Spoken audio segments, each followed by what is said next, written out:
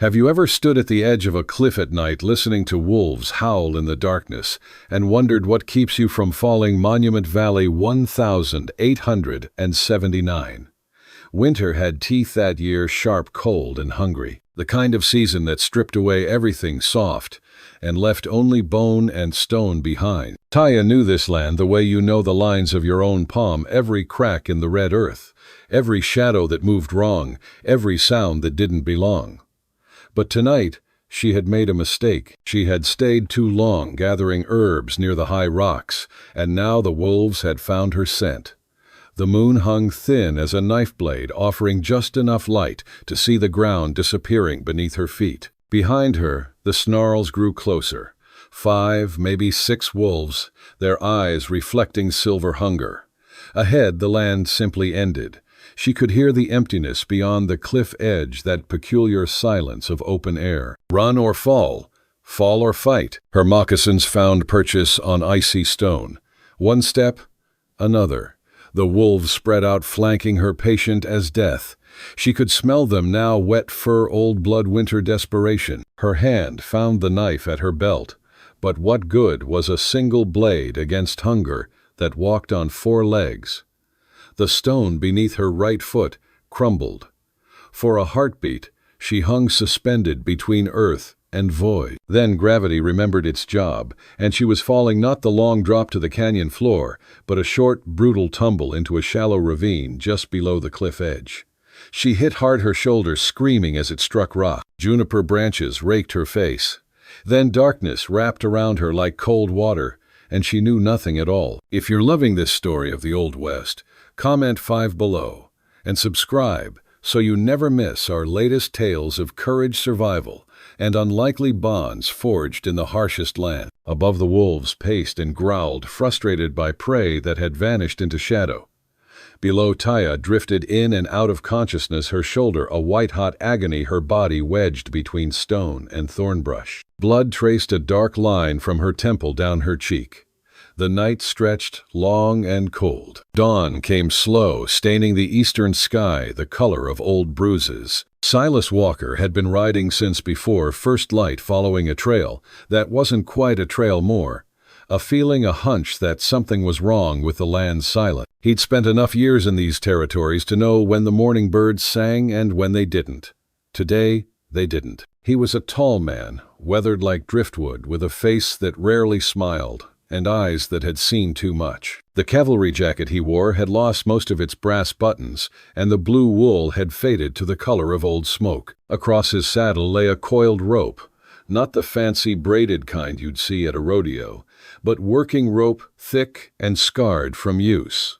His horse, a gray mare named Patience, stopped without being asked. Her ears swiveled forward, then back. Silas listened. At first there was nothing. Then faint, almost swallowed by the wind, a sound. Not quite a word. Maybe a breath. Maybe hope trying to climb out of a hole. He dismounted slowly, ground-tying Patience with a touch to her withers. The tracks told him everything he needed to know: wolves and something fleeing them. Fresh blood on the stones. Scuff marks at the cliff edge, then nothing.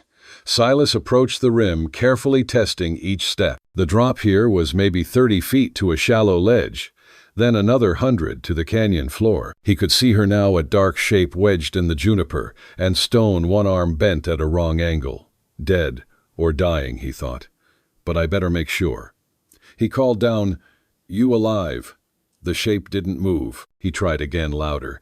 "Can you hear me?" This time something shifted. A hand, pale in the growing light, lifted slightly, then fell back. Alive then, for now. Silas walked back to Patience and began unpacking his gear with the methodical calm of a man who'd done hard things before. Rope, iron stakes, a hammer, a leather harness he'd modified years ago for exactly this kind of foolishness. The first anchor point had to be solid. He found a crack in the bedrock 10 feet back from the edge, hammered in a stake until it rang like a bell, then another, at a different angle. He tested both, with his full weight dropping hard onto his heels.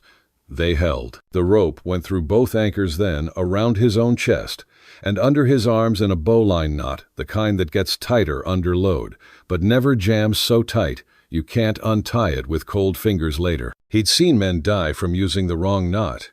He wasn't planning to join them. Before he went over, he did something that would have looked strange to anyone watching. He crouched down and pressed his right palm flat against the stone, held it there for a 3 count, then stood. The old habit learned from somewhere, someone, a life ago. Then Silas Walker backed toward the edge and let gravity take him. The descent. The rope bit into his ribs as he leaned back into open air. His boots found the cliff face, and he began to walk backward down the stone feeding rope through his hands in careful increments. 12 feet down, 15. The world narrowed to 3 things rope stone breadth. Above him he heard it, the low warning growl that said, "This is our kill and you're not invited." He looked up. A wolf stood at the cliff edge, winter thin, and desperate, its lips pulled back from yellow teeth. 2 more appeared beside it. They didn't attack yet, but they watched with the patience of creatures who knew that injured prey couldn't run far. Silas kept ascending. 20 feet. 25. A chunk of stone broke loose under his boot and tumbled down, striking the ledge below with a crack that echoed. The rope jerked, and he heard a sound that made his blood run cold, a creaking snap from the anchor above. He froze, hanging in space, testing the rope with tiny movements. It held but barely. The main anchor was compromised, probably a hairline crack in the stone he'd missed. If he put his full weight on it again, plus the woman's. No time for second guessing. Silas pulled himself up 3 feet, found a narrow crack in the cliff face, and drove in another stake, one-handed, while his legs braced against stone. He hammered it with the butt of his knife, quiet, controlled strikes. The wolves above grew agitated, pacing and snarling. The backup anchor bit deep. He tied off a secondary loop, redistributing the load. Only then did he let out the breath he'd been holding and continue down. The woman lay crumpled in the juniper like a broken bird. Her dress was torn dark with blood at the shoulder. Her face streaked with dirt, and dried blood was younger than he'd expected, maybe 25, maybe less. Her skin was the color of red earth in shadow, and her black hair had come loose from its braid, spreading across the stone like spilled ink. But it was her eyes that stopped him. They opened as he touched down beside her, and they were clear and fierce and unafraid, even pinned beneath thornbush, with a shattered shoulder and nowhere to run. "Don't," she whispered, and he realized she thought he might be there to finish what the wolves had started. "Not here to hurt you," Silas said quietly. He pulled his knife and began cutting away the juniper branches, careful not to jar her injured arm. "Came to get you out. Why?" It was a fair question. He didn't have a good answer, so he said nothing and kept working. Her shoulder was dislocated, maybe broken, hard to tell through the swelling. He pulled off his jacket, tore it into strips with his teeth, and fashioned a rough sling that immobilized her arm against her chest. She didn't cry out, just breathed through her teeth in a steady rhythm that told him she'd dealt with pain before. When the sling was secure, Silas did something that surprised them both. He reached down and touched his fingertips to the stone ledge, held them there for a heartbeat, then looked at her. "We go up together," he said. "Or not at all." She studied his face for a long moment, reading something there he didn't know was written. Then she nodded once. "Taya," she said. It might have been her name. Silas. Above them, the wolves had gone quiet. That was worse than the growling. He rigged a second harness around her waist, looping it to his own line, so they'd ascend together. It meant trusting his anchor work completely, 2 people on one rope system, with compromised stone and predators waiting above. Bad odds, but better than leaving her. "When I pull," he said, "you push with your legs. Don't try to help with your arms. Just push and breathe." "I know how to climb," she said, and despite everything there was pride in her voice. "Good." He tested the rope one more time, then looked up at the rim 30 feet above. "Let's go." The lift. The first pull was the hardest. His boots scraped for purchase on slick stone, and he felt the rope stretch and groan under double weight. Taya pushed with her legs, her face twisted with pain, but her jaw set. They rose 6 inches, then a foot. Then another. Silas's hands, already scraped raw from the descent, began to slip on the rope. Blood made everything slippery. He jammed his boots into a crack, took one hand off the rope, and scooped up a handful of loose dirt and pebbles. He rubbed it into his palms between his fingers until the blood mixed with earth and gave him grip again. The land helps those who stand, his father used to say. Or maybe it was someone else's father. The past blurred sometimes. They climbed in silence, broken only by breathing and the scrape of leather on stone. Up 3 feet. Rest. Up 2 more. Rest. The wolves appeared at the rim above 3 of them, now watching with yellow eyes. Halfway up, Taya's foot slipped. She swung wild, slamming into the cliff face with her injured shoulder. The sound she made was small and terrible, a bitten-off scream that spoke of will stronger than flesh. Silas braced hard, taking her weight on the rope, and waited for her to find her footing again. He didn't tell her to hurry, he didn't offer empty comfort, he just held the line and waited. When she was steady, she looked up at him. Their faces were less than 2 feet apart, both streaked with dirt and sweat despite the cold. "Why are you doing this?" she asked again. This time he answered, "Because I didn't last time." It wasn't much of an answer, but it was true, and she seemed to understand that some truths don't need explaining. They kept climbing. 20 feet from the top, the main anchor gave a warning creak. Silas felt it through the rope like a tuning fork in his bones. The backup held, but if they weren't careful, if they moved too fast or put on a sudden load. "Slow," he said. "Real slow now." Taya nodded. They rose inch by inch, testing each hold, breathing together. The wolves paced above their patience, wearing thin. 15 feet. 10. 5. Silas pulled himself over the rim, first rolled away from the edge, and began hauling Taya up hand over hand. His shoulders screamed. His palms left blood prints on the rope. But he didn't stop until she was up and over, collapsing onto solid ground beside him. The wolves charged. Silas's hand found his pistol, a Colt Peacemaker worn smooth from use, and he fired once into the air. The report cracked across the valley like breaking ice. The wolves scattered not far, but far enough. He fired a second shot at the ground between them and the lead wolf. The animal yelped and bounded back, and the pack retreated into the rocks, snarling their displeasure, but recognizing the sound of something more dangerous than they were. For a long moment, Silas and Taya lay on their backs, on the cold stone, staring at the brightening sky, just breathing. The sun had finally cleared the eastern mesas, and the world was turning gold and red and impossibly beautiful. "Thank you," Taya said finally. Silas sat up slowly, every muscle protesting. "Can you ride? I can do what needs doing." He believed her.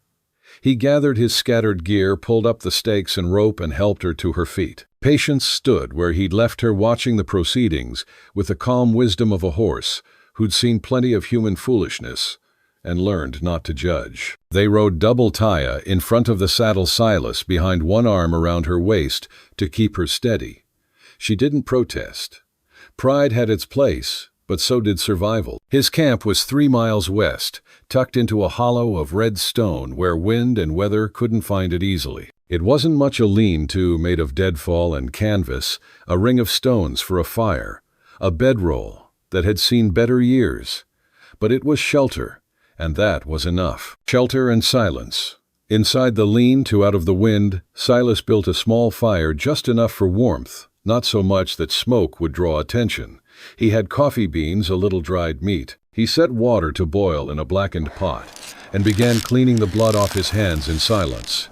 Taya sat against the back wall, cradling her injured arm, watching him with eyes that missed nothing. She saw the cavalry jacket folded in the corner, the old campaign hat with its faded insignia, the way he moved, economical, controlled, like a man who'd learned to live in small spaces where waste meant death. "You were a soldier," she said.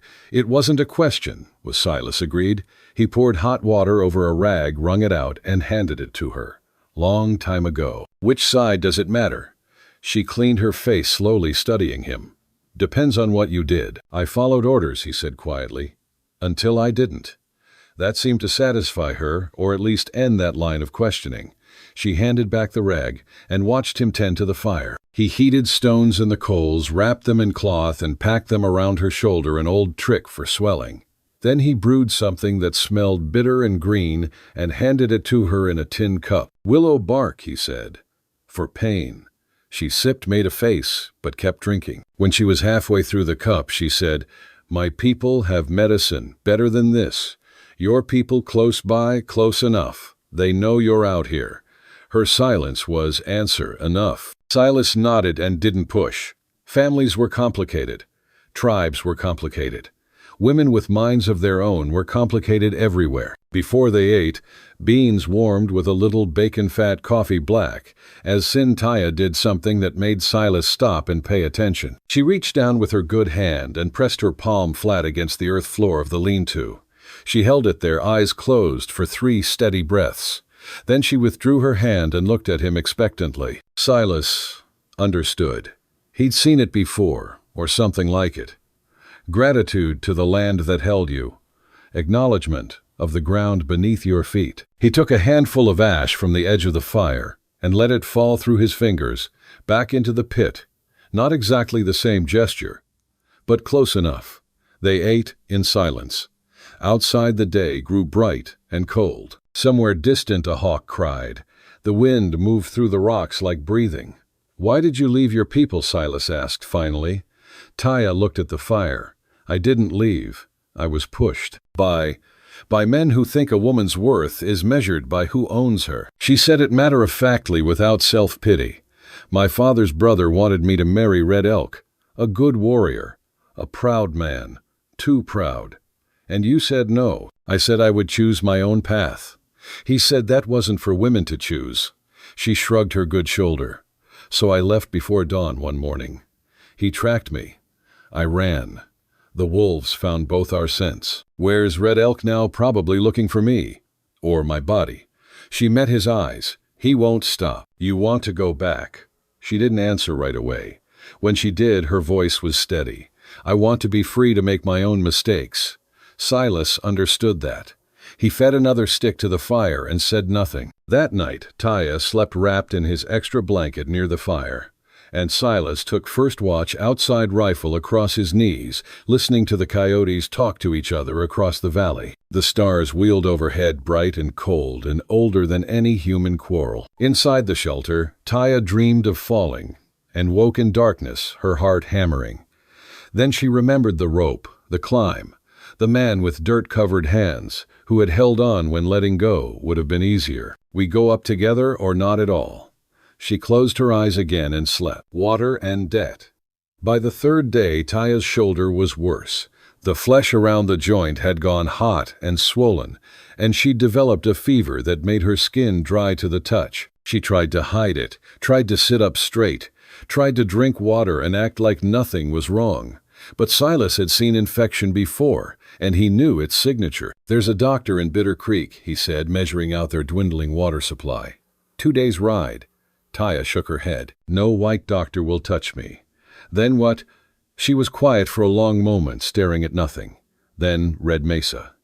There's a place where the river bends, where cottonwoods grow thick. A plant grows there. Yellow flowers, white roots. My grandmother's grandmother used it. How far? Half a day. Maybe less if we ride hard." Silas looked at her fevered eyes, her trembling hands. "You're in no shape to ride hard. Then ride slow. But we need to go." He didn't like it. Red Mesa was open country, visible from 3 directions, and if Red Elk was hunting her, that's exactly where he'd watch. But infection didn't negotiate, and a fever this high meant they were out of time for safe choices. "We leave at first light," he said. They rode out as the sun painted the valley pink and gold. Taya sat in the saddle this time, Silas walking alongside, leading Patience by the rein. The mare moved, carefully sensing fragile cargo. The breath off the river was cold in the dawn, a silver smell like wet stone and willow bark. Frost clung to the grasses and crackled beneath his boots. Taya's legs pressed against Patience's ribs in a rhythm. Silas could read without looking up, tense, then slack, then tense again. when the fever pinched her. The land opened up as they traveled, less rock, more sand and scrub grass, with mesas rising in the distance, like ancient tables set for gods who no longer came down to eat. Ravens followed them for a while, curious, or hungry, or both.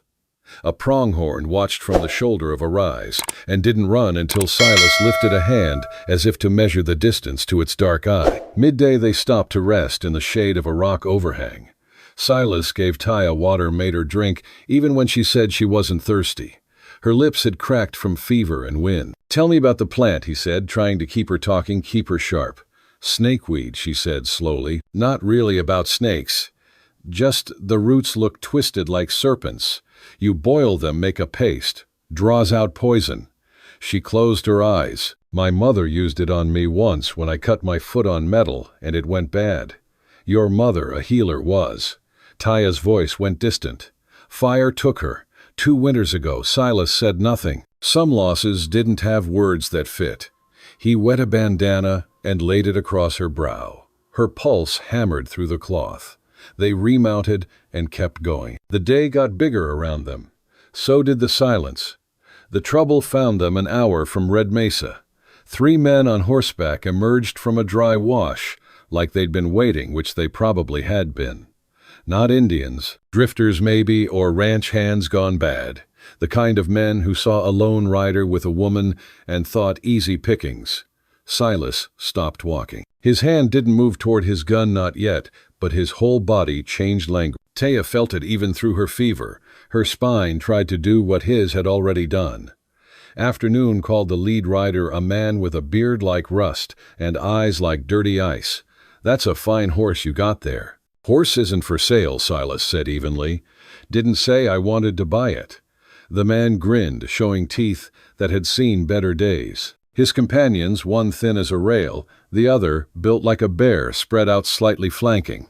"Maybe we trade. You give us the horse and the squaw, we let you walk away." Silas felt Taya stiffen in the saddle behind him. He spoke without turning around. "Don't." The word wasn't for the drifters. It was for Taya, who he knew was about to do something brave and stupid with her one good arm. "No trade," Silas said to the men. His voice stayed level, almost conversational. "But I'll give you a choice. Ride on right now and we'll pretend this never happened." The bearded man laughed. "And if we don't, then I shoot you, and your friends haul your body back to wherever you came from." The laughter died. The 3 men looked at each other, calculations running behind their eyes. 3 of them, 1 of him. And he hadn't even drawn his weapon. The odds seemed good. "You talk big," for Silas's hand moved. The peacemaker cleared leather and fired in one fluid motion, and the bearded man's hat flew off his head, carried away by a bullet that had passed close enough to part his hair. The horse reared. The man grabbed for the saddle horn, his face gone white. Silas had already adjusted his aim to the second man. "Your turn to choose," he said quietly. The skinny one put his hands up. The bear-built one cursed but did the same. "Smart," Silas said. He kept the gun trained on them while he moved to Patience's side. "You're going to ride back the way you came. You're going to forget you saw us. And if I ever see you again, I won't miss next time." The bearded man found his voice. "You don't know who you're." "I don't care," Silas interrupted. "Go." They went cantering back toward the wash, casting glances over their shoulders. Silas didn't lower his gun until they were out of rifle range. Then he holstered the peacemaker, looked up at Taya and said, "You all right?" She was staring at him with an expression he couldn't quite read. "You could have killed them. Didn't need to. But you would have, if they'd made me." He took Patience's reins and started walking again. "Come on. Daylight's burning." Behind them, Taya touched her good hand to her chest over her heart in a gesture that meant, "I see you." Silas didn't see it, but somehow he felt it all the same. Red Mesa stood against the sky like a wound in the earth, rust-colored and ancient. At its base, the river bent in a lazy curve, and cottonwoods grew thick and green, their leaves turning gold with approaching winter. Dragonflies stitched blue thread through the shade. Taya slid down from the saddle with Silas's help and moved toward the water like a woman in a dream. Her fever had climbed higher. She swayed as she walked. The bandage at her shoulder was dark with seepage. The skin beneath burned like a small sundae. "There," she said, pointing with her good hand. "Yellow flowers." Silas saw them, a cluster of plants with bright yellow blooms growing at the water's edge, half hidden by grass. He waded in boots sinking in the cold silt and pulled several plants complete with roots water silvering off them as he carried them back. The roots were white and twisted soil kissing each knuckle and fork. Taya had collapsed in the shade of a cottonwood. Her eyes were closed, her breathing shallow. Her mouth moved once without sound, someone's name maybe, or a prayer spoken to the wrong sky. No time for gentle. Silas built a fire, set water to boil, and started washing the roots. He'd never done this before. Never made medicine from plants he couldn't identify. But he'd seen enough field surgery to know that you cleaned everything first, then worried about the rest. He peeled the roots with his pocket knife, sliced them thin on a flat river stone, watched the flesh of them go slick and milky. Heat pulled their scent into the air, a bitter green that sat in the back of his throat like a warning. While the roots boiled, he soaked strips of cloth in the river and draped them over Taya's forehead, her neck, her wrists, trying to pull the fever down by force of will and cold water. The river ran like a second heartbeat beside them. Her eyes opened. "Silas, right here. If I die, you're not dying. Tell my father I'm sorry. Tell him I wasn't running from him, just running towards something. Tell him yourself." He lifted her head and made her drink water. "You're too stubborn to die from a bad shoulder." She almost smiled. Then the fever pulled her back under. He checked the roots. The water had gone the color of tea. He mashed the slices into paste with the butt of his knife, added a little river water to thin it, then let the mess cool until it wouldn't scald. He cleaned the wound with boiled water and strips of shirt, his, because hers had already paid enough, then spread the paste over the angry flesh. Taya cried out when he touched the joint, eyes flying open and then shutting against the pain. He breathed with her until the worst of it passed. He bound the wound with clean cloth and kept his hands moving because if they stopped, thinking would start. Night came in layers. First the heat went out of the light. Then the birds changed their songs. Then the insects stepped closer with their 1,000 small fiddles. The cottonwood leaves turned from coins into whispers. Silas sat with his back against the tree rifle across his knees, watching the shadows grow long across the valley. The river murmured to itself, and nightbirds began their conversations. Somewhere, far up the bend, a beaver slapped the water like a man warning his family without raising his voice. He dozed, and woke, and dozed again. Fever sweat slicked Taya's face, then dried, then came again. He changed the rag. He felt the heat with the back of his hand, the way women do with their children, surprised at himself for knowing how to do that, and at the same time not surprised at all. Around midnight, Taya's fever broke. One moment she was burning, the next her skin was slick with sweat, and her breathing had eased. The body is a country that sometimes changes its mind without telling anyone. She opened her eyes clear for the first time in 2 days. "You're still here," she whispered. "Where else would I be? Most men would have left. I'm not most men." She looked at him for a long moment, reading something in his face by firelight. "No," she agreed softly. "You're not." He looked away because the fire was suddenly too bright. By morning she could sit up and drink broth. By afternoon she could walk to the river on her own. The wound was still red and sullen, but the hot poison swelling had gone down, and the skin around it looked like it might heal clean after all. She moved slow and wise, using the tree trunks as if they were old friends. She had always trusted to hold some of her weight. They stayed by the river 2 more days, while Taya regained her strength. Silas fished with a willow pole he cut and line he braided from horsehair. He caught small trout that flashed like coins when they turned. He cooked them with a few wild onions he found near damp soil. Taya showed him which plants were good for eating saltbush leaves, a handful of purslane that tasted of pepper and earth, and which for medicine yarrow for bleeding, a willow twig to chew for ache. She taught him to thank the plants. He did it awkwardly the first time, hat in his hands, mumbling like a man saying grace over a stranger's table. The second time it felt less like theater and more like being introduced. They spoke little, but the silence between them had changed quality, less wary, more companionable. The river made a road of sound, and they walked it with their ears. That first night after the fever broke, Taya slept like a child who has been allowed to stop holding herself together. Silas sat awake longer than he needed to the rifle across his lap, and his thoughts like birds that refused to settle. He had debts. He had always had debts. Some he had paid in ways the law recognized. Others had no ledger where a man could write paid and be done. He thought of the drifters he had not shot. He thought of the men he had shot before, and of the faces he had tried not to memorize, because that way lay madness. He thought of the rope burns on his hands, and the way the fibers had cut when he lowered himself down the cliff toward a voice that hadn't believed anyone was coming. In the morning, while Taya washed in the shallows, he walked upstream where the bend bit deeper into the bank, and the water slowed to a clear green pane. He knelt and set his canteen in the current, letting it fill slow. When it was full, he held it in both hands, and then, without thinking too hard about it, tipped a swallow back into the river. For what Taya said behind him, amused and gentle as if she had been there a while and he had not noticed. "For what I took," he said. "For what I owe." She nodded. "Good. Water remembers. It carries debts, and it carries forgiveness. The way you pour matters." "How's that? Don't pour like you're throwing something away," she said. "Pour like you're giving something back."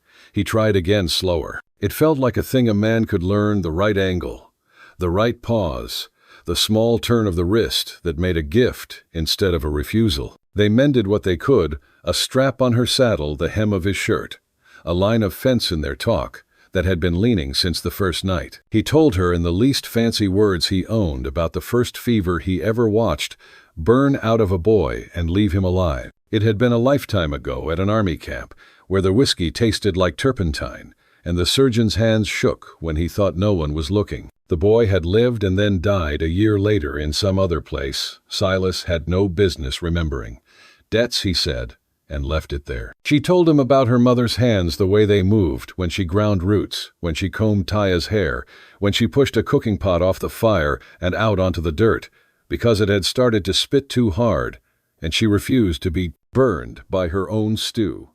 "My mother paid every price in laughter if she could help it," Taya said. "She said life would always come to collect. Best to choose your coin." What was her coin? Work, Taya said. Mercy. And sometimes the last bite of bread. Silas listened to the river, and to the pieces of a woman he would never meet except in stories. He tried to imagine the shape of hands that could pay with laughter and still be taken by fire. He failed and decided that was all right. On the second night, a horse whickered somewhere upriver. Patience lifted her head. The mare's ears pricked and then smoothed. Silas stood into the dark with his rifle and listened. Hoofbeats, one set, moved along the far bank and kept going. Not Red Elk, he told himself. But then again, maybe it was. Some men like to count the campfires of other men. He didn't sleep heavy after that, and in the morning he found a smooth river stone laid on the cottonwood stump. On its face, someone had scratched a single line with a nail or a knife tip, a warning or a sign or nothing at all. Taya saw it and didn't touch it. "We aren't alone in this country," she said. "We never were," he said back. They ate trout again because the river had decided they were worthy, or because fish were too foolish to resist, and he didn't know which story to tell himself. After Taya bent over the wound and checked the angry ring of flesh. "Better," she said. "Still hot, but not the wrong kind now. What's the right kind?" "The kind that means the body is awake," she said. "Fighting, not burning." He liked that distinction enough to keep it. They worked out a rhythm that had nothing to do with love and everything to do with care. He fetched wood. She lit the fire with a twist of cedar bark and a coal she'd hidden in ash. He boiled the water. She set the roots and counted under her breath in a language he didn't know but recognized as arithmetic. He washed the cloths. She wrung them and smoothed them on her thigh, each strip lined like a soldier to be deployed again. That night, when the moon rolled up like a silver dollar and hung in the cottonwood's topmost fork, she spoke into the dark without turning. "You didn't shoot those men," she said. "No." "Did you want to?" he considered. "My hands remember how," he said. "That's not wanting." She accepted that like a truth that fits the mouth. Sometimes letting a man live is the harder price, she said. The debt then is on both sides. He owes you for his life. You owe the land your restraint. And what do I owe you? He said, surprised at himself for asking. She didn't answer for a long while. He thought she had drifted off until she said softly, only what you already offered. And what's that to stand beside me when I ask, she said. Not in front, not behind. He lay there watching a slow leaf spin in the draft from the door. I can pay that. Good, she said, and the way the word fell into the room made it sound like a bead on a string, small, bright, lasting. On the third morning, the river wore a shawl of fog. A heron lifted out of it like a thought someone decided to keep.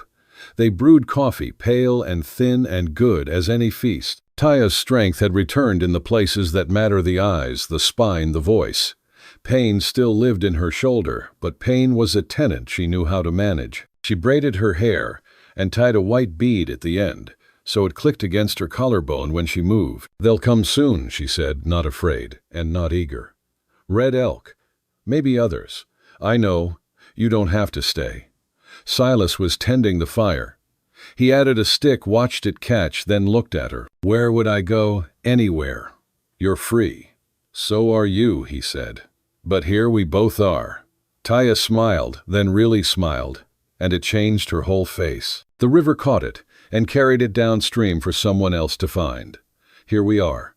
He stood and went to the water's edge. The cottonwoods shivered with a breeze the ground did not feel. He pulled 2 flat stones from the shallows, set one on the bank and one on top of it, like a small altar a child might make without remembering why people build altars in the first place. He took an old silver coin from his pocket, a $50 he had kept through too many paydays and too many hungers, and balanced it on the top stone. Then he tipped his canteen and poured a little water over the coin so the river glittered on it. What's that? Taya asked from the shade. Interest, he said. On what debt, all of them, he said, and didn't try to explain any further. She came to stand beside him. They watched the coin shine and then go dull as the water ran off. She touched the top stone with 2 fingers and then pressed those fingers to her lips. Then we owe the river 1 day of work the river would ask for, if it could speak, she said. What does a river ask for? Clean banks, she said. Fewer bullets. People who remember they're mostly water too. I can pay that, he said. Good, she answered again, and the word went on the string with the others. They broke camp slow and sure. He doused the fire until the ash held no heat. She folded the blankets into exactly the size a blanket wants to be when it knows it will be unfolded again soon. He checked the loads. She checked the sky. He left the coin and the stones at the bend, because debts are rarely settled in a day, and it felt right to leave a marker for himself in case the land ever needed to find him. They mounted at the same time, as if a drum they could not hear had told them when. Patience stepped out, eager the mare, steady Taya's posture, careful but proud. At the edge of the cottonwood shade, she reined in and looked back at the place where the river turned, and went on without them. My mother used to say that a good medicine leaves a mark, she said. Not a scar, a mark, a way of knowing it was there. Silas looked at the stone altar, at the coin, at the damp place on the bank where his careless boots had made prints the river would erase. Because rivers are good at mercy. Then we'll know, he said. They rode north and took the long way around the ridges where a man might post watchers. The sun climbed generous, and then mean. Wind blew dust into their mouths and told them it had been busy elsewhere. Taya dozed once in the saddle and woke with a start. Silas had already put his hand out to steady her. The touch lasted a breath longer than it needed to. It felt like payment and like promise. Near noon they found a seep where the rock bled cold into a hollow. They let the horses drink, then filled the canteens, then drank themselves. He poured a little back. She didn't tease him for it this time. She did the same, and they both laughed at the way they had become the kind of people who would be laughed at for that. When the light began to lean, the land ahead lifted and grew teeth. Silas pointed with his chin. We'll make the homestead before dark if we keep a steady pace. You believe in steady pace now, she asked, smiling sideways. I believe in not giving luck more rope than it needs, he said. Wise, she said. They fell quiet again, the kind of quiet that swings easy between two riders who have earned it. In the distance, a hawk hung on a string of wind, the beat of its wings not quite enough to count as work. Somewhere behind them, much farther than it felt, a man like Red Elk might have been looking at a mark on a stump and deciding what was owed to whom. The council might have been arguing about old songs and new hunger. The river might have been speaking to no one in particular, and everyone who listens. As the day slid down, Taya broke the silence without breaking the spell. You asked what you owe me, she said. I told you only what you offered. There's one more thing. What's that? When the time comes, and it will let me choose the fight, she said. Not the fear, not the men, the fight. So if we owe anyone for my life, we owe me first. He looked at her. Her eyes were dark and calm, the fever gone, but the fire not. Deal, he said. They rode until the mesa was a black ship against a copper sea. Crickets came out and tuned the dark. The first star showed in the east where the day surrenders like a gentleman. At the last rise, they stopped and looked down toward the piece of ground that might yet be home, if they paid enough of the right coin to the right collector, labor to the fence, mercy to the living, a bead to the porch, post a coin to the river. Tomorrow, he asked. Tomorrow they might come, she said. And today we make ready, she said. Today we owe no one but the work. They nudged their horses forward. The night took them in without asking for proof. The water they had carried and given back rode inside them, now part of their blood, part of their breath. The debts they had named rode with them too, but lighter for being spoken. Somewhere behind them, a small altar of stones and silver waited beneath a cottonwood, where yellow flowers would return in their own season, with or without anyone to boil their roots or thank them. The river slid by, unconcerned and attentive in the way only water and sky can be. It remembered what had been asked, and answered in the only language it owns, movement. And ahead, between the threat of men and the patience of land, two riders kept a steady pace toward the next thing they would owe and the next thing they would choose. 3. They came with the dawn. 6 riders, maybe 7, silhouetted against the rising Sunday. Silas saw them first, a line of darkness moving across the valley floor toward Red Mesa. He touched Taya's shoulder, woke her without words. She looked, and her face went still. My father, she said. And Red Elk, and the others. You want me gone before they get here. She thought about it, he could see her thinking. Then she shook her head. No, I want you beside me. So he stood beside her as the riders approached, his rifle slung casual across his arm, not threatening but not helpless either. Taya stood straight despite her wounded shoulder, her chin up, her eyes steady. The night fire had died to a silver ash. The river sang low against its stones. The smell of willow and wet rock rose with the breeze. A hawk wrote silent circles above the mesa, as if the morning had come to witness. The lead rider was an older man, his hair silver-streaked, his face lined with weather and worry. He wore a vest decorated with quill work over a dark shirt, and he rode like a man born to the saddle and accustomed to being obeyed. This was Taya's father. Silas knew it without being told.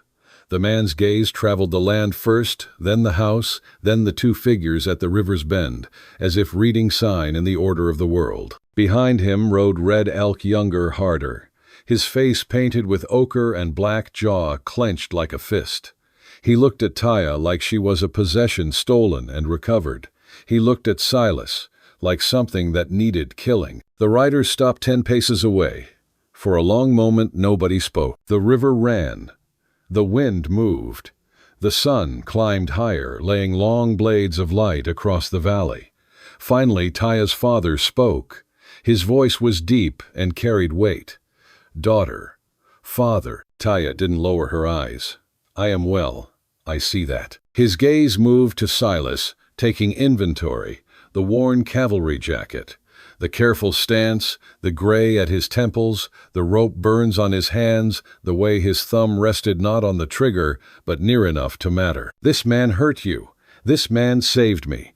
Red Elk made a sound of disgust. She lies to protect him. She was stolen. I was not stolen. Taya said, her voice sharp as obsidian. I left. I chose to leave. You had no right to choose Red Elk's horse, dance sideways feeling its rider's anger ripple through rein and knee. You were promised. I promised nothing, Taya shot back. You and my uncle decided my fate without asking me. That's not a promise. That's a claim, and I will not be claimed. Silas stayed quiet, letting her fight her own battle, but his eyes never left Red Elk's hands. The others shifted in their saddles, men with scarred arms and quiet eyes, measuring, weighing, counting who might shoot first and who might fall last. A dust devil unwound itself near the cottonwoods and drifted away. Taya's father raised one hand, a small gesture that somehow commanded silence. Everyone obeyed. He looked at his daughter, and something passed between them. Old grief, old love, old arguments that predated this moment by years, and yet arrived again like sun on the river stones. You know what you've done, he said quietly. You know the shame you've brought to whom Taya's voice cracked like a whip. To you, to the family, or to Red Elk's pride. She took a step forward, ignoring the tug of pain in her bound shoulder. I bring shame by wanting to choose my own path.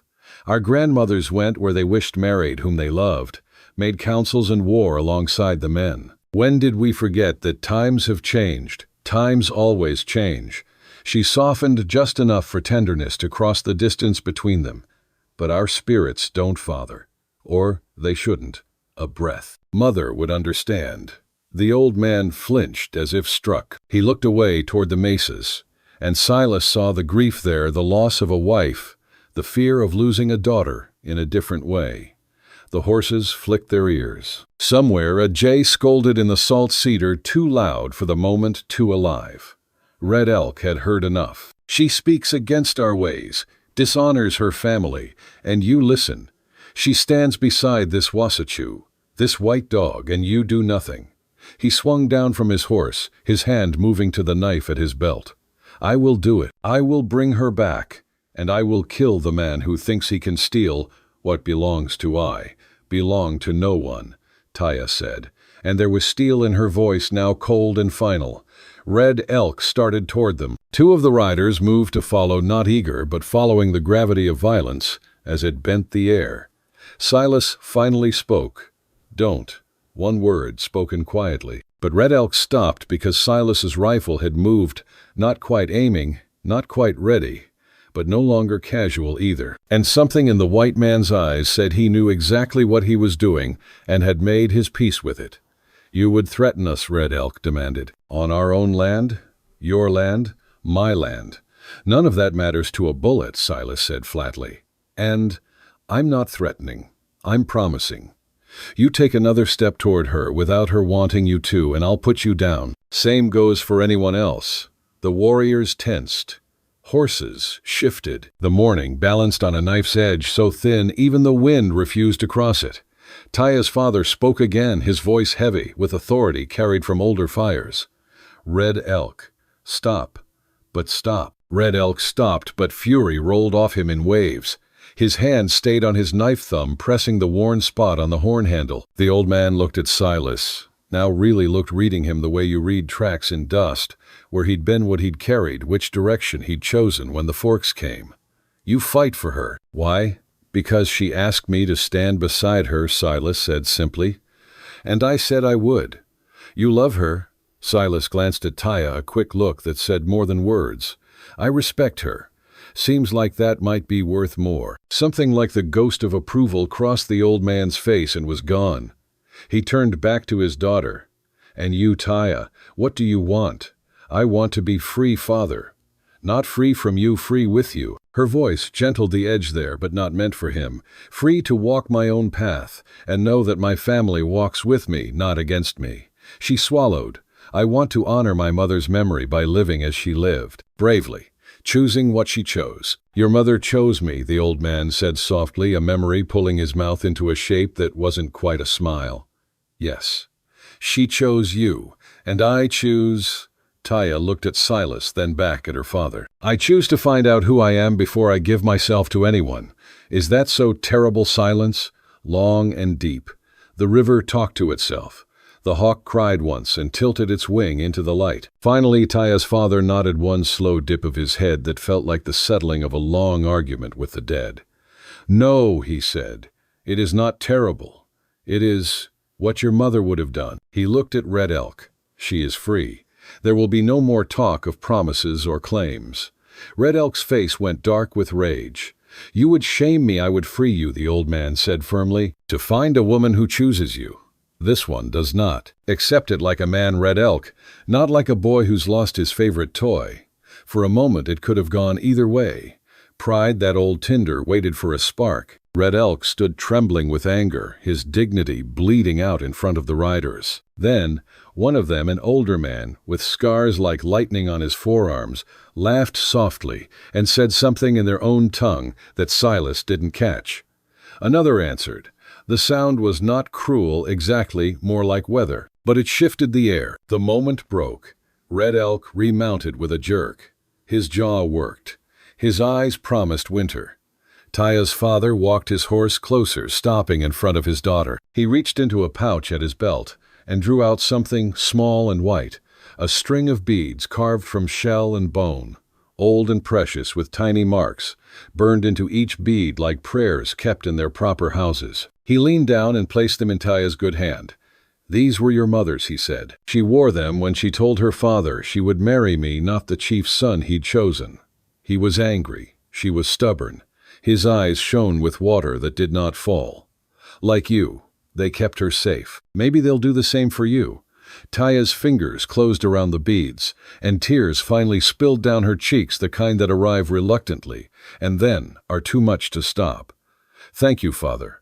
Be safe, daughter. Come home when you are ready." "If you are ready." He looked at Silas one last time. The weight there was not threat alone. It was a kind of trust offered with a knife hidden in it. "Take care of her, Wasichu, or I will come find you." "Fair enough," Silas said. The riders turned their horses and began to leave all except Red Elk, who lingered a heartbeat longer staring at Taya with something that looked like betrayal and longing and fury braided into one hard rope. "You will regret this," he said to her.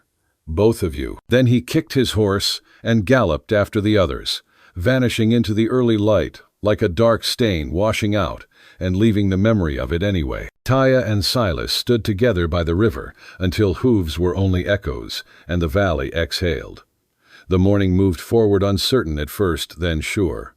"Well," Silas said eventually, "that could have gone worse." Taya laughed a short, startled sound that broke and turned to sobbing sudden and full. Silas did the only thing that made sense. He stepped half a pace nearer, left the rifle across his arm, and stood like a wall she could lean against, while she cried herself empty and filled again, while he watched the ridges and the cottonwood, shadows, and the water sliding past their boots. The beads lay cupped in her palm. He could feel the warmth of them, even from where he stood. When she was quiet, he said, "Want coffee?" She nodded the smallest movement, and they walked back to the campfire. He coaxed flame from coals, boiled the water, ground the beans with the butt of his knife, rituals that made sense when little else did. She sat with the beads in her lap, turning them, reading the tiny scorched marks with her fingers. "What do the marks say?" he asked. She wiped her face and managed a smile. "They say many things. The stories change with the light." She held them up so they caught the Sunday. This one, strength. This, kindness. And this, she touched the smallest. Home. "You always carry your home with you?" he asked. "My people do," she said. "Even when the soldiers make us move. Even when the winters get long. We carry it here." She touched the beads to her breastbone, then to the ground, then to his wrist, as if drawing a circle that included him whether or not he meant it to. They drank their coffee. The day gathered itself into ordinary chores, because the land insists on them. Silas checked the fence line, reset a loose post by the south corner, and made a note about the broken hinge on the barn's back door. Taya rewrapped her shoulder with fresh cloth, and using her good hand, brushed down her mare until the animal's eyes softened and her breath came slow and content. They spoke little.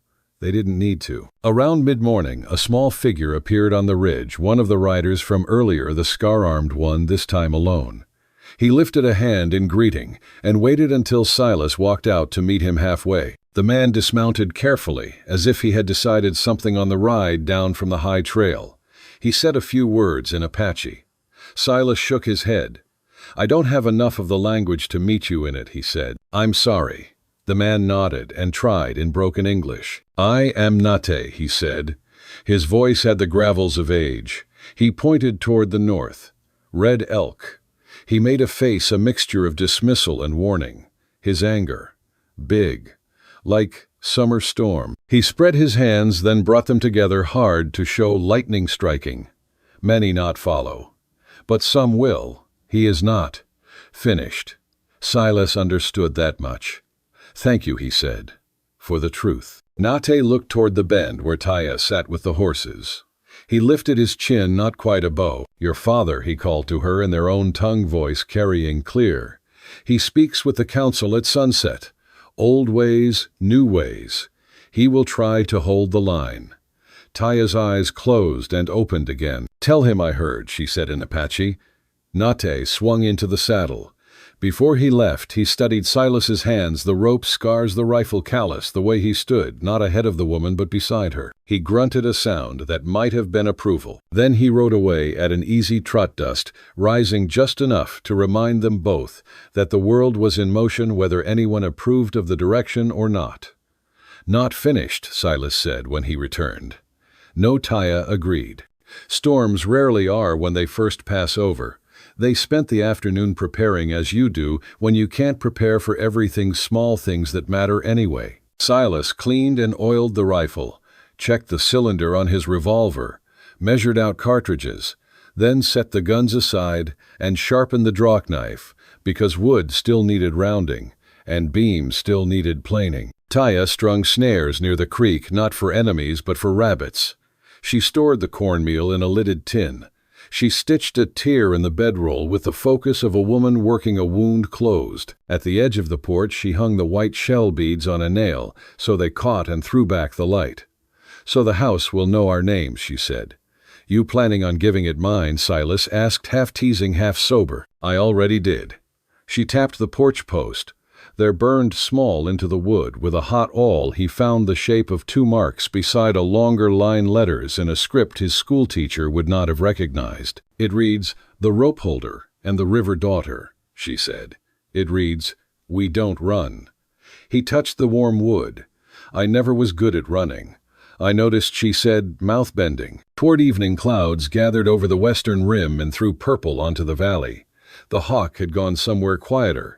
Coyotes began to tune their throats. Silas lit the lamp inside the little house, a flame no bigger than a thumbnail, and closed the shutter so it couldn't be seen from far off. They ate in the doorway beans with a little salt pork coffee thin and hot apples sliced with his pocket knife. When they finished, Taya took what remained and placed it in a small bowl by the threshold. "For your spirits," he asked. "For whoever is hungry," she said. "The living are spirits too."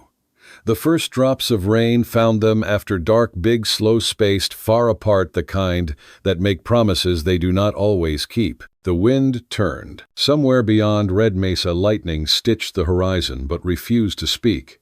Taya's shoulder ached in the damp, so Silas fetched the willow bark tincture and the salve Itzel had taught him to make weeks before. He sat behind Taya on the floor and unwound the cloth carefully, the way you unbind something sacred. The bruising had faded to yellow and gray. The puncture wounds along the collarbone were closing clean. He dabbed the salve along the edges where heat still lived. "You have good hands," she said, not turning her head. "They've done bad things," he said.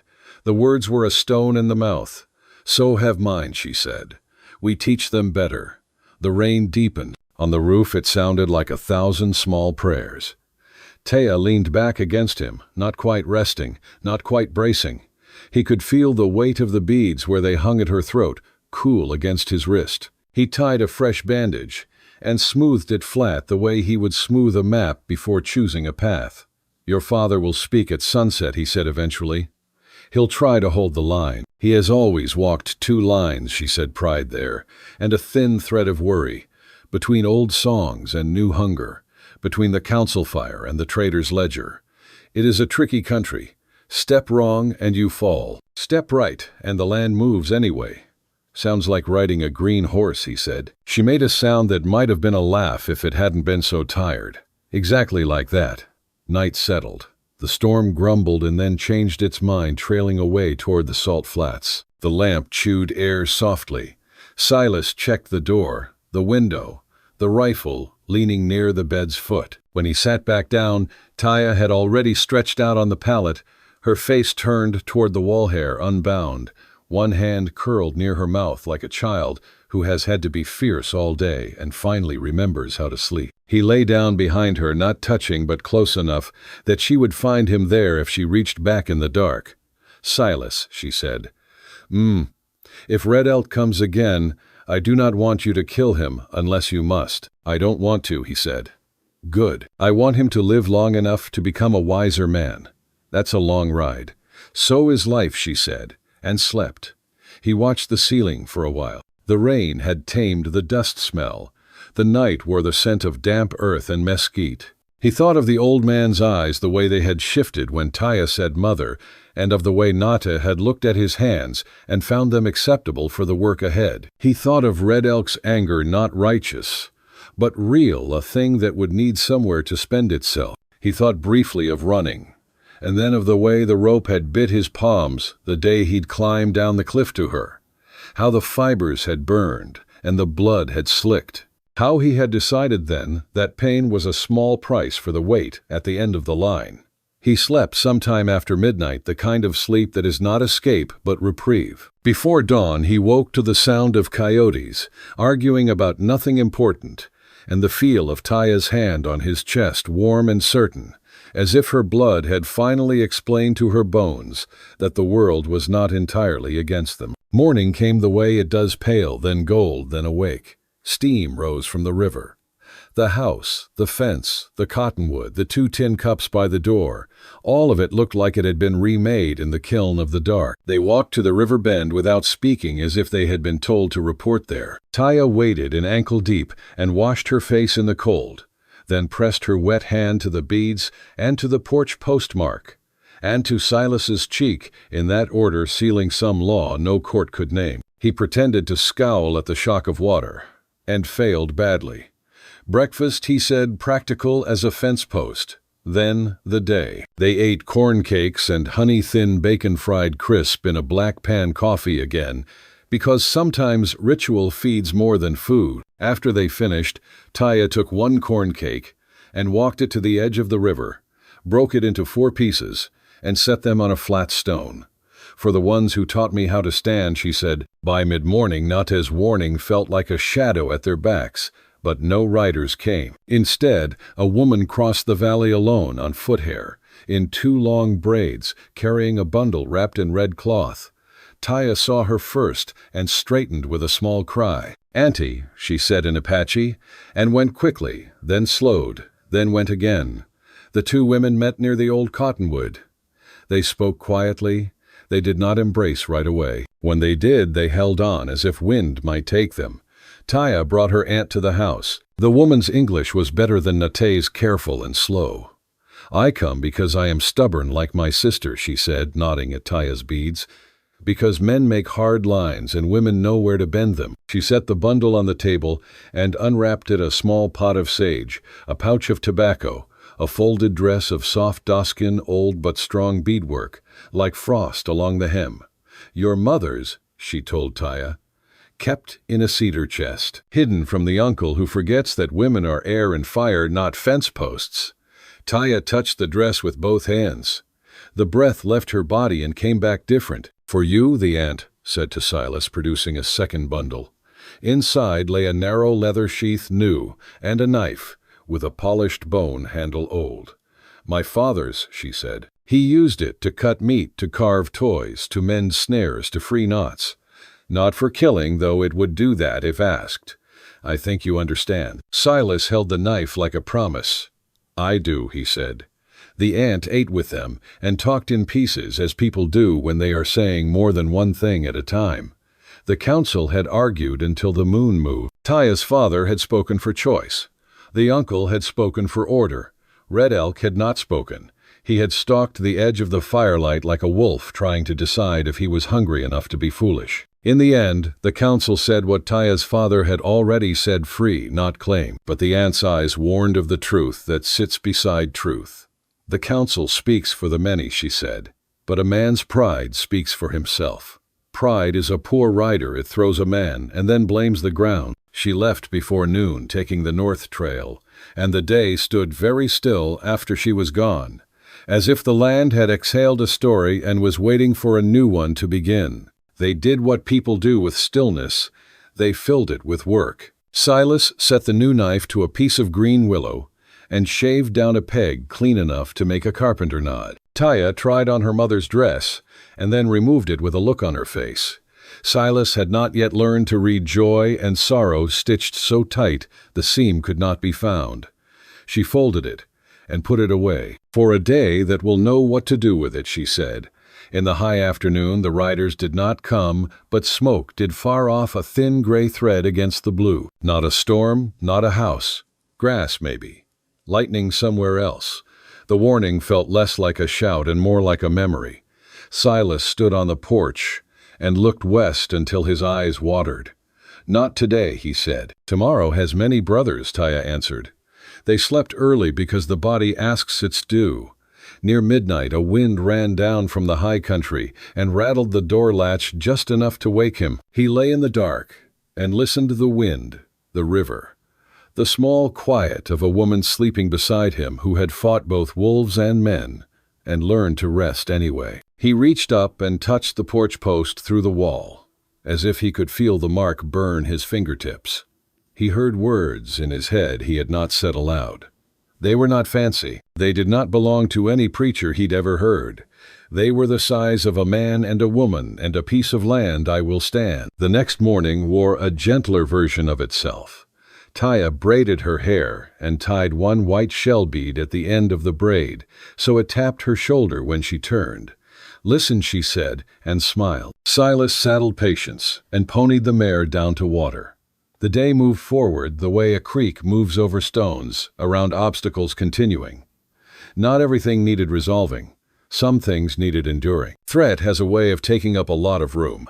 The trick is to build a table long enough so it does not sit at the head. By afternoon, they had added 2 rails to the south fence, patched the barn's back hinge with a piece of rawhide, and a joke that almost counted and taught Patience a new trick that made Taya laugh out loud. It felt briefly like a life instead of a holdout.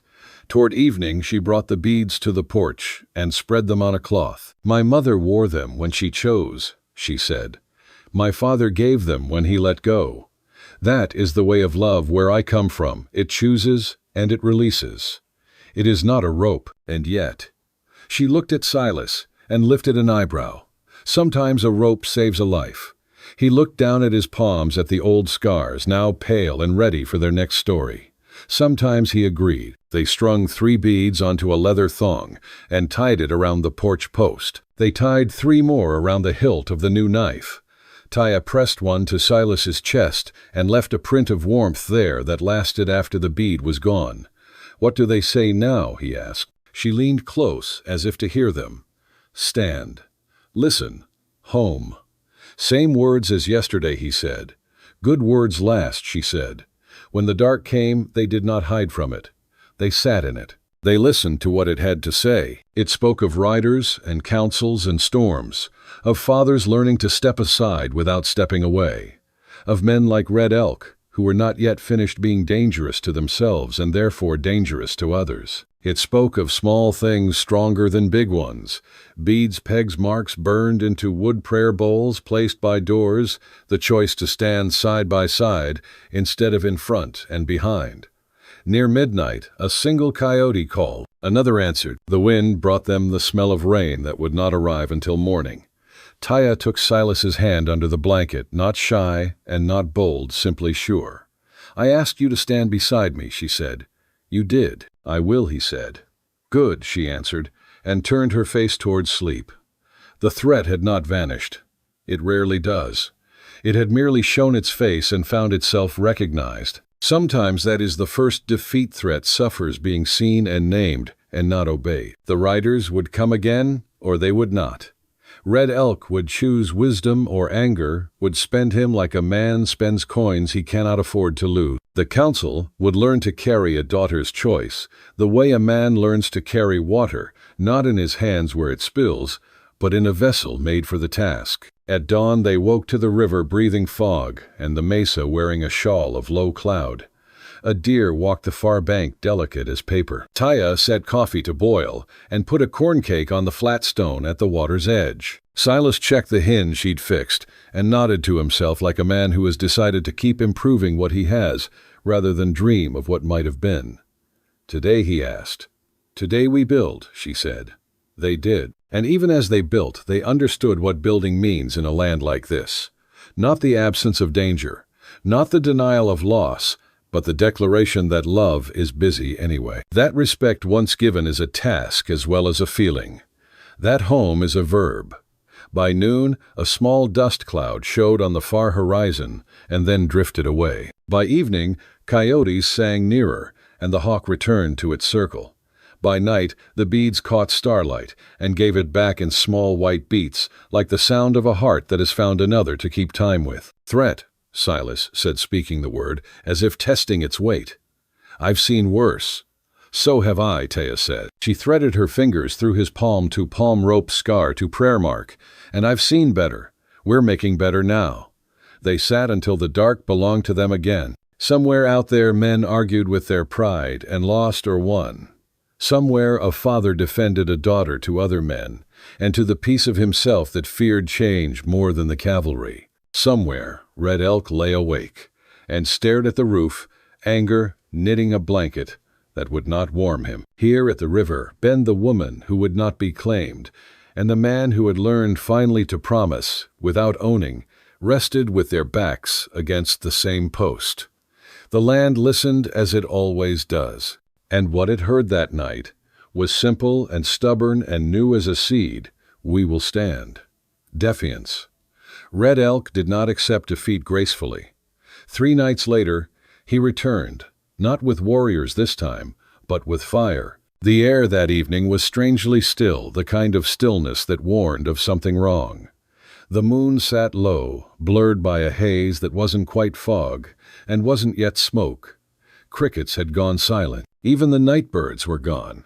Silas noticed first, when Patience his mare lifted her head from the trough and refused to drink. He was mending the barn door hinge, humming without thought, when the wind shifted and brought that acrid sting of burning oil. He froze, nostrils flaring. That's kerosene, he muttered. Then louder Taya. She appeared at the doorway of the house sleeves, rolled her hair tied back with rawhide, a bucket in one hand. Her brows furrowed at his tone.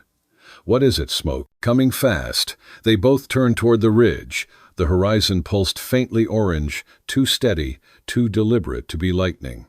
He dropped his hammer, grabbed his rifle, and was already running for the corral. Inside now. Taya didn't move. Her eyes tracked the ridgeline. Not wildfire, she said. They're burning upwind. Silas didn't answer. The smell was thick now, oil pine and rage. Then came the sound of hooves. 6 riders broke from the twilight. At their head rode Red Elk, his braid, whipping in the wind, his chest painted with ash. The men behind him were no warriors, white drifters, half-drunk, paid with coin and lies. Torches burned in their hands, orange arcs against the dark. They looked like ghosts of a war long ended and never buried. Last chance, Wazichu, Red Elk shouted. Give her to me or we burn you out. Silas stepped into the open rifle, leveled. She's not mine to give. Ride away, Red Elk. There's no honor in this. Honor. The word tore from Red Elk like a wound. You speak to me of honor. You take what's mine and talk of honor. Behind Silas, the barn creaked, wind whistling through its gaps. Inside, the horses, stamped, sensing what was coming. I was never yours. Taya's voice cut through the distance like flint striking stone. She stepped from the house, pistol in hand, her wounded arm bound tight in cloth. I am my own Red Elk. I always was. Why can't you see that Red Elk's jaw trembled? You call me blind. You throw away your blood, your people for him. His voice cracked, half fury, half heartbreak. For a man with no tribe, no name, No land. Taya's voice softened. He sees me as I am. That's more than you ever did. For a moment, the night seemed to hold its breath. Then Red Elk hurled his torch. It spun through the air and struck the barn wall, shattering into flame. The hired men followed laughing, their torches trailing sparks across dry grass. Fire raced outward in hungry lines. The sound of cracking timber rose like thunder. Run, Red Elk barked. Let them burn. But Taya moved the opposite way. She sprinted toward the barn, the pistol clattering from her hand. Silas shouted, "Taya, no!" She didn't listen. The fire had already swallowed the lower board, smoke boiling out through the slats. She kicked the latch with her boot once, twice, then drew her pistol and fired at the bar. The wood splintered. The doors flew open with a howl of heat. Two terrified horses, Patience and her mare, burst through the gap, manes of fire hooves striking sparks. They barreled straight through Red Elk's men, scattering them like straw. The sudden chaos broke the spell of bravado. One hired gun dropped his torch and bolted.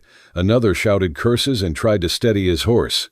Silas ran forward, scooping up a shovel. He started throwing dirt onto the flames, the air thick with heat and grit. Taya joined him, beating at sparks with a grain sack, her eyes streaming. The world shrank to the hiss of burning wood, the crackle of heat on skin, the grunt of effort. Neither spoke. By the time Red Elk steadied his mount again, half his men had turned on him. "You're a fool," one yelled. "We were paid to scare them, not hang for murder." Red Elk swung his rifle toward the man.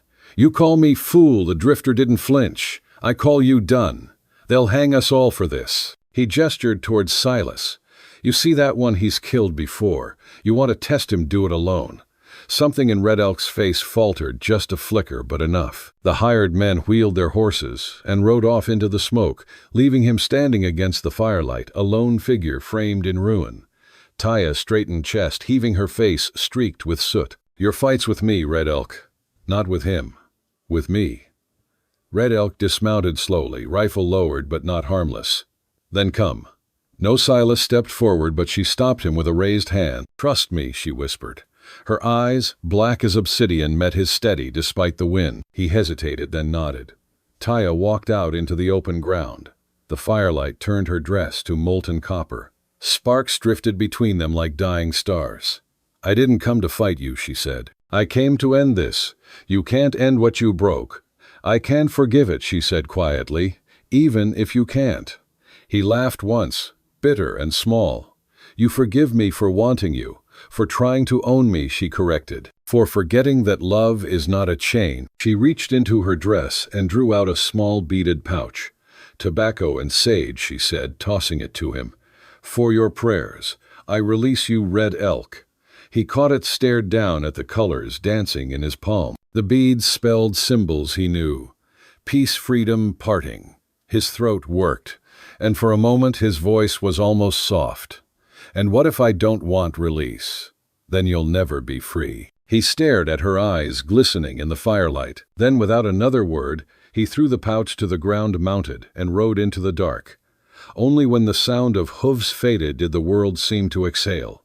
Silas lowered his rifle. The fire still licked at the barn's side, but its hunger was dying. Together they worked through the long hours, dousing smoldering boards, throwing soil-beating embers. By dawn, smoke hung low over the valley. The house was blackened but standing. The barn roof sagged, its timbers cracked, but it hadn't fallen. Taya sat on the porch steps, hands trembling, her hair streaked with ash. Silas came over, carrying 2 tin cups of coffee. He handed her one and sank beside her, their shoulders touching. Neither spoke for a long time. The silence was heavy, but not empty, like soil after rain. "He'll come back," Silas said, "eventually." "Maybe," she said, "but if he does, he'll find nothing left to burn." They watched the sun rise, a slow bloom of gold through the smoke. The light touched the burned fence, posts, the charred grass, the scars on their hands. "We could rebuild," Silas murmured. "We could," she said. Then, turning to him, "You said, 'we.'" "Did I?" "You did." He met her gaze. "Seems like we make a decent team." Taya's mouth curved faintly. "Then let's rebuild." They started that morning. The fire had burned their tools black, but the handles still held. Silas tore down what couldn't be saved, stacked what could. Taya fetched water, hauled debris, her arm bound but steady. Every motion between them became a language silent, sure, wordless. When the sun reached its height, she paused to rest near the old corral. The soil beneath her fingers was warm, crumbling to dust.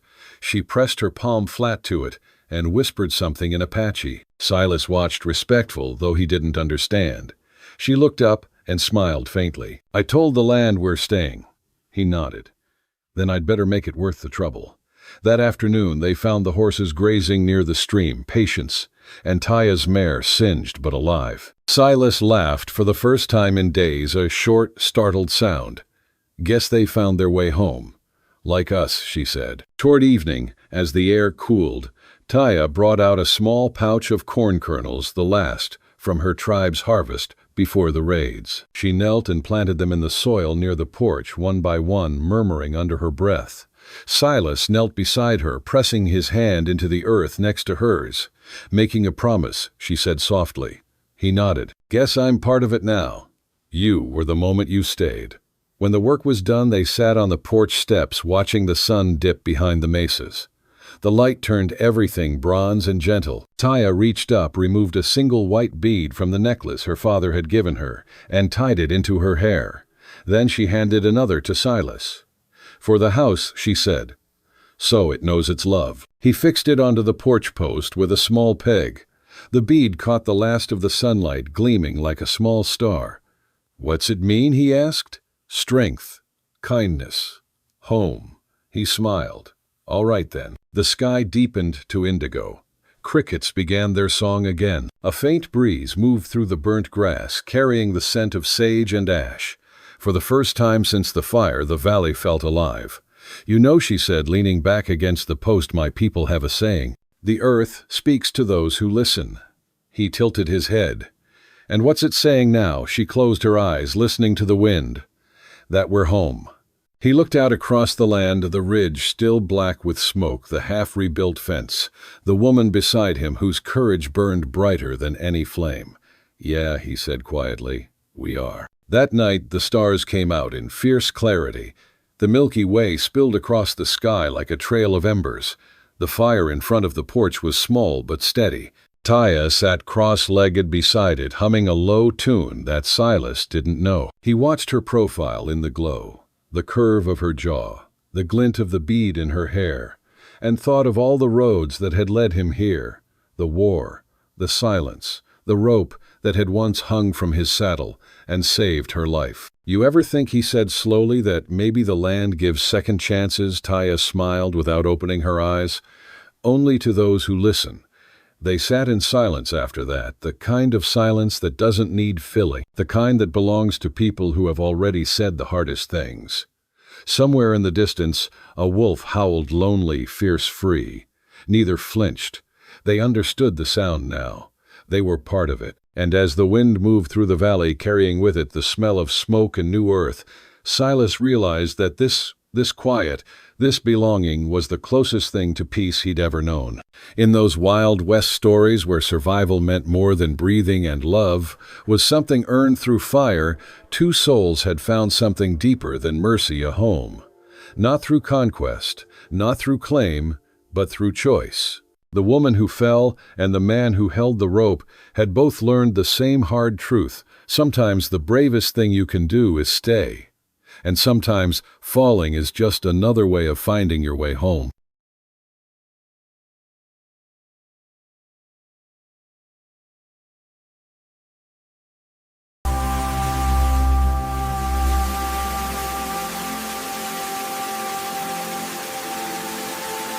Why would you?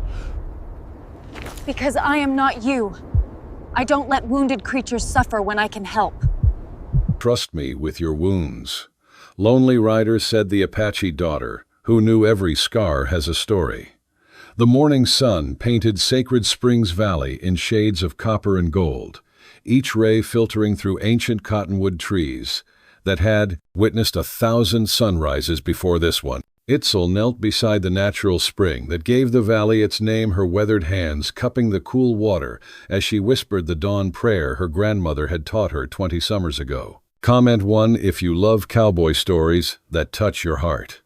At 28, Itzel carried the medicine knowledge of 3 generations of Apache women. Her father, Chief Naish, had been killed by cavalry soldiers 2 winters past, leaving her to guard the sacred valley, with only her younger brother and a scattered band of survivors who still remembered the old ways. The torn edge of her traditional dress, mended with careful stitches, told its own story of survival. She wore her mother's turquoise necklace, each bead a prayer, each prayer a memory.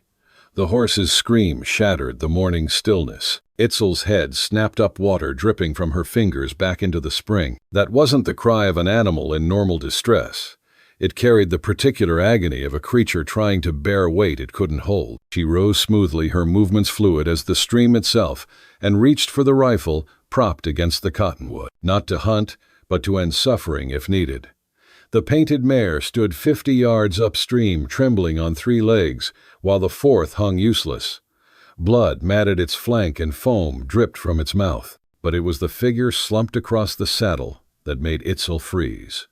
A white man, a soldier by the look of his blue cavalry pants, though his jacket was missing. Blood soaked through his cotton shirt, spreading like spilled wine across fabric that might once have been white. His hand dangled, loose fingers occasionally twitching, still alive but barely.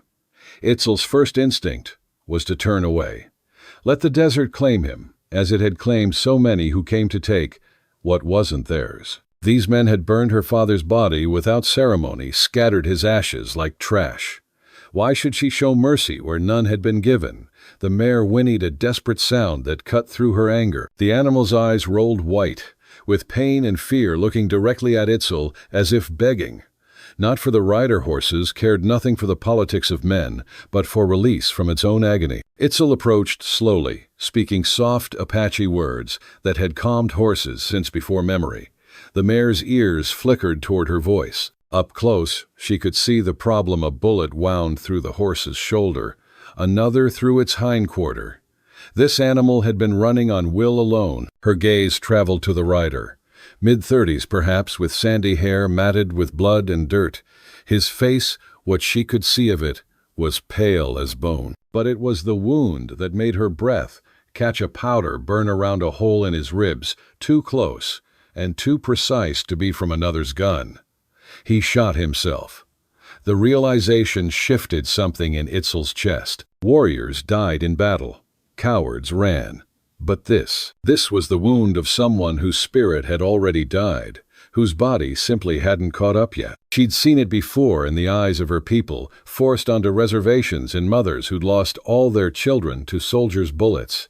The mare's legs buckled. It went down hard, throwing the rider into the dirt with a wet thud. He groaned, the first sound she'd heard from him, and his eyes fluttered open, blue as winter sky, clouded with pain, and something worse, disappointment that he was still breathing. "Let me die," he whispered, voice raw as torn leather. Itzel knelt beside him, studying his face properly now.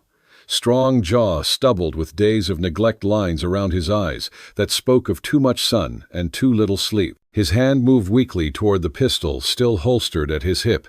She caught his wrist, her grip surprisingly strong. "The earth hasn't taken you yet," she said in English, her words careful but clear. "That means you're not meant to go." His eyes focused on her face, confusion replacing despair for a moment. "Apache." The word came out neutral. Neither fear nor hatred, just recognition. "Yes." "Then you should want me dead. What I want and what the spirits decide are different things." She pulled his pistol free and tossed it aside. "Can you stand?" "Why would you?" "Because I am not you," she said simply. "I don't let wounded creatures suffer when I can help." The mare gave one last shuddering breath and went still. Itzel touched its neck gently, whispering a traveling prayer for its spirit. When she looked back, the man was trying to push himself up, fresh blood seeping through his shirt with the effort. "Stop," she commanded. "You'll tear yourself worse." "Good," he muttered, but stopped moving. Itzel made her choice. Then the same way she'd made every hard choice since her father's death quickly with her whole heart. She couldn't carry him alone, but she wouldn't need to. She put 2 fingers to her lips and whistled sharp and clear. Within moments, her brother's horse appeared through the trees, her brother Kuruk riding bareback. At 17, Kuruk had their father's fierce eyes, but their mother's gentle